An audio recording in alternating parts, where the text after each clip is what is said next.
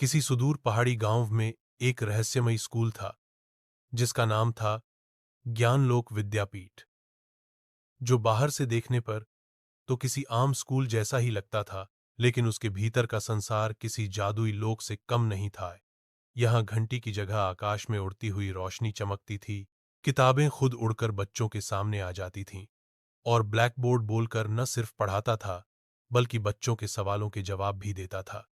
यहाँ शिक्षक कोई साधारण मानव नहीं थे, बल्कि समय के रक्षक कहे जाते थे। कोई भविष्य से आया था जो बच्चों को आने वाली तकनीकों का ज्ञान देता था, तो कोई इतिहास से आया था जो उन्हें राजा महाराजाओं के समय की बातें जीवंत कहानियों के रूप में सुनाता था। और कुछ शिक्षक तो सपनों की दुनिया से आते थे जो बच्चों को कल्पनाओं की शक्ति समझाते थे। लेकिन इस स्कूल में दाखिला पाना आसान नहीं था, क्योंकि इसके लिए जरूरी था कि बच्चा न सिर्फ बुद्धिमान हो बल्कि उसमें दया, जिज्ञासा और सच्चाई की भावना हो।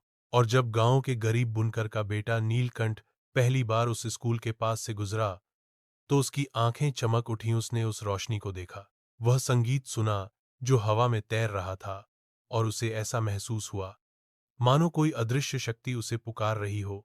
उसने हिम्मत कर स्कूल के द्वार पर दस्तक दी, लेकिन द्वार खुला नहीं, बल्कि एक आवाज आई, यदि तुम इस ज्ञानलोक में प्रवेश चाहते हो तो पहले 3 कार्य पूरे करो। एक गूंगे बच्चे को हंसाना होगा, एक बूढ़े पेड़ को गीत सुनाना होगा, और एक उदास झरने को मुस्कान लौटानी होगी।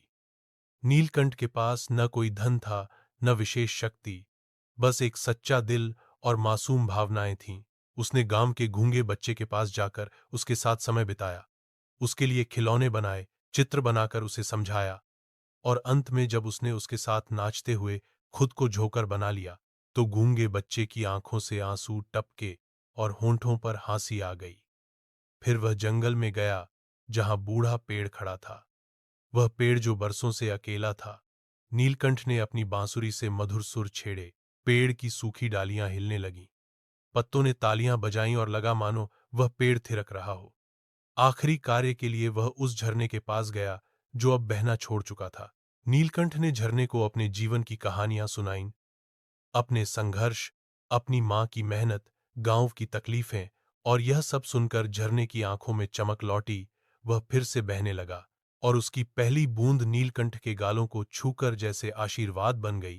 तभी तीनों स्थानों से रोशनी उठी और ज्ञानलोक के द्वार अपने आप खुल गए। अंदर प्रवेश करते ही नीलकंठ को एक नई दुनिया मिली, जहां किताबें गाती थीं, विज्ञान प्रयोगशालाएं अंतरिक्ष से जुड़ी थीं, और हर बच्चा अपने सपनों की उड़ान भरता था। वहां नीलकंठ ने वर्षों तक सीखा न सिर्फ किताबी ज्ञान, बल्कि करुणा, नेतृत्व, सत्य और परिवर्तन की ताकत। और जब वह बड़ा हुआ तो उसने अपने गांव लौटकर एक नया स्कूल खोला, जो बाहर से तो साधारण दिखता था, लेकिन उसके भीतर का हर बच्चा अब अद्भुत था, क्योंकि नीलकंठ ने उन्हें वो सिखाया जो असली ज्ञान है, दूसरों की मदद करना, अपने भीतर की आवाज को सुनना, और अपने सपनों को कभी मरने न देना।